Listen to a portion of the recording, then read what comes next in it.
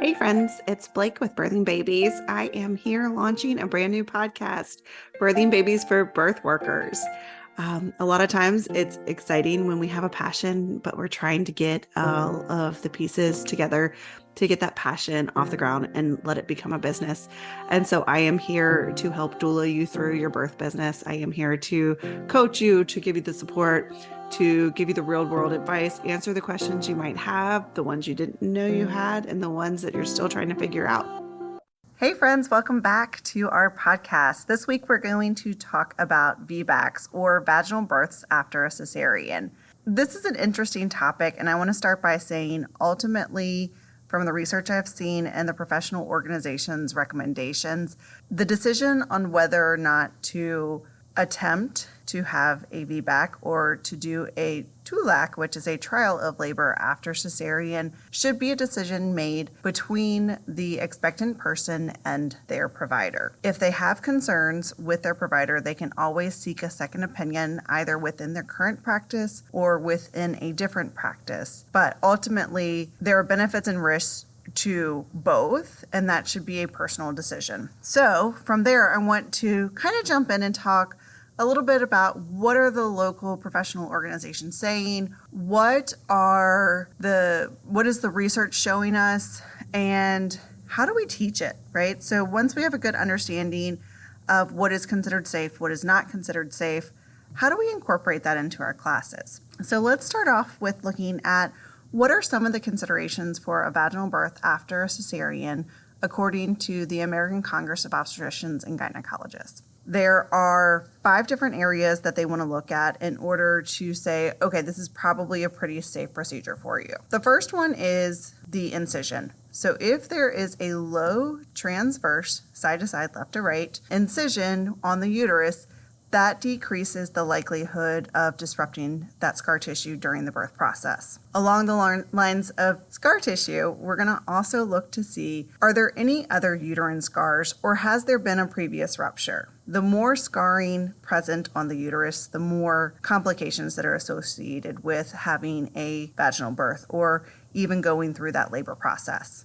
The next measure that ACOG wants to consider in determining whether or not the VBAC is safe is whether or not the patient has a clinically adequate pelvis. So this is determined by vaginal assessment during pregnancy.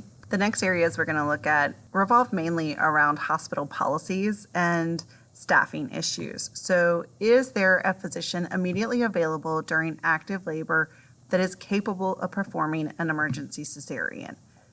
The next one is there anesthesia and personnel available for emergency cesareans?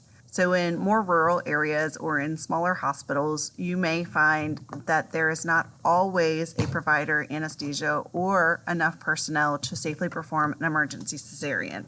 Because the risk of uterine rupture does increase with a vaginal birth after a cesarean, it's important to make sure that these people are in place should things change. There's also a recommendation that if there have been 2 cesareans previously, and they both had a low transverse lie incision, that is only suggested to do a trial of labor after cesarean if there has been a previous vaginal delivery. What does that mean? That means that if a person has had 2 babies and both of them were born via cesarean, it is not the recommendation to go ahead and do a trial of labor after that. There are also some pretty specific recommendations following what is and is not safe to do if an induction becomes necessary. So one of the things that I was reading as I was going through VBAC stuff is the likelihood of a successful VBAC decreases with gestational age. So the further you get past 40 weeks, the less likely it is to be successful with a VBAC. So there is a benefit to having a baby in that first 2 weeks of term, but there are also substantial risks associated with augmenting labor While many of the professional organizations talk a lot about what you should probably avoid if you're looking at having an induction following a cesarean, I found it interesting that only Canada talked about what you should try if you wanted to do a cesarean or a vaginal birth after a cesarean. This was news to me, but the mechanical induction methods, such as a Foley catheter or something along those lines, membrane sweeps, they do not actually have an increase on uterine rupture and should be definitely tried if induction of labor is necessary and the patient and provider determine that it is appropriate to do a vaginal birth or to try for a vaginal birth after a cesarean. It did seem there was a general consensus from the World Health Organization, the United States, ACOG, the Professional Organization in Canada and in the UK for obstetrics and gynecologists, that misoprostol is recommended against for induction. And I was also interested to see that there was no recommendation against the use of Pitocin for inductions, but there were significant increase in risks associated with Pitocin after a cesarean. Looking at safe things to do, anything that doesn't require medication would probably be one of those safer avenues based on the recommendations from these professional organizations. There's not a ton of data on what is safe and what isn't safe with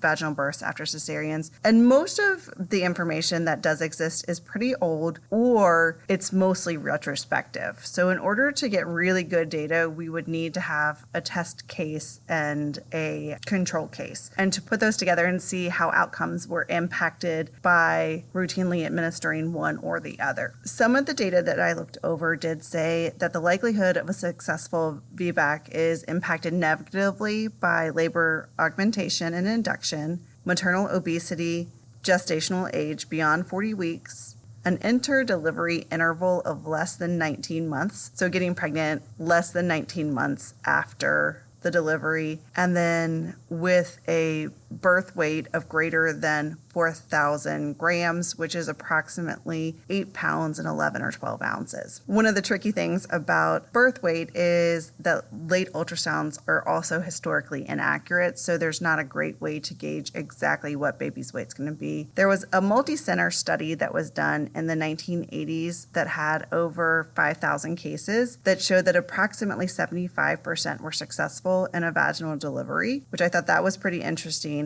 I also found it interesting that people who had a prior cesarean for breech birth had about a 10% chance of having another cesarean for breech presentation. That gets really interesting too, because in one of the reports that I read, there were two different categories for indications for cesareans. The first was considered a recurrent and the second was non-recurrent. In this study, they were estimating the success rates for the trial of labors after cesareans. When they categorized the two different types of cesareans or two different causes for the cesareans between recurrent and non-recurrent, the recurrent ones were cesareans based on poor labor progress, secondary arrest, prolonged second stage, failed induction of labor, and macrosomic babies, so a very large baby. The non-recurrent cesareans were based on fetal distress, malpresentation, so either transverse or oblique lie, a breech presentation, severe preeclampsia, placenta previa, and placental abruption. So basically they were measuring for something that would have been specific just for this pregnancy with this baby, with those non-recurrent cesareans. They found that with the recurrent cesareans, the success rates were anywhere from 50 to 67%. So about half to 2/3 of the population was successful having a vaginal birth after having a cesarean when the previous cesarean came from a recurrent cause. What they found also that was interesting is that the non-recurrent success rates were at about 89%. So those that chose to have a vaginal birth after a cesarean for reasons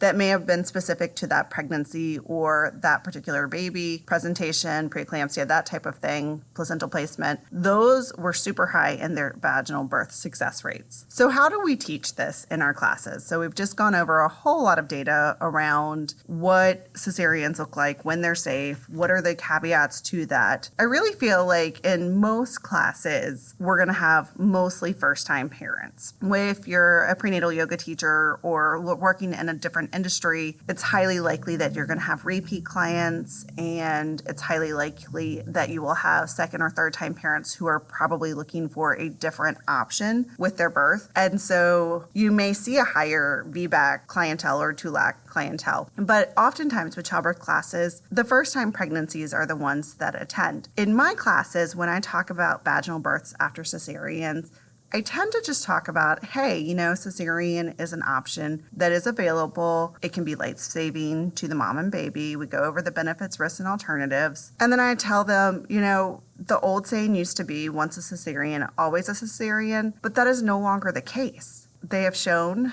that there are decreased morbidities for moms and babies who have a vaginal birth after a cesarean. It gets trickier if there are multiple cesareans, but it's definitely something to talk to your provider about. If you end up having a cesarean during this labor, it might not mean that you need to have one the next time. So notice I send this back to the parent, their desires, and the care provider. I think that if we were choosing to do a VBAC class, so talking about or targeting our marketing straight to people who were looking at having a vaginal birth following a cesarean, we could present this topic very differently. Maybe lay out all of the information and talk about some ways to get labor started on its own that are safe for people who have had a prior cesarean. This is going to be a class that is highly targeted to a very specific population. And so there could be an option where you do something like this in an online market so that you can reach a larger population of people. Or maybe this is something that you do as a private class. Or perhaps this is a class that you offer maybe quarterly. Depending on the cost, the price of your location, there are different factors that will play into whether or not this is a class, a VBAC specific class would be something that you could carry on long term. I feel like more VBAC information is absolutely needed, and I hope that this is something that you can figure out how to incorporate into your existing teaching or creating something new and beautiful with this. If you are looking for more information like this on how to teach different topics related to childbirth, or you're interested in becoming a childbirth educator, I encourage you to check out our online childbirth education training, which can be found at teachlamaze.com. My name is Blake Heitzlesser. I'm a Lamaze certified childbirth educator, a fellow in the American College of Childbirth Educators, a birth doula, a yoga teacher, a prenatal yoga teacher, and I hope that you guys have enjoyed learning with us. Don't forget to subscribe and review our podcast if you find this to be helpful. Thanks, guys.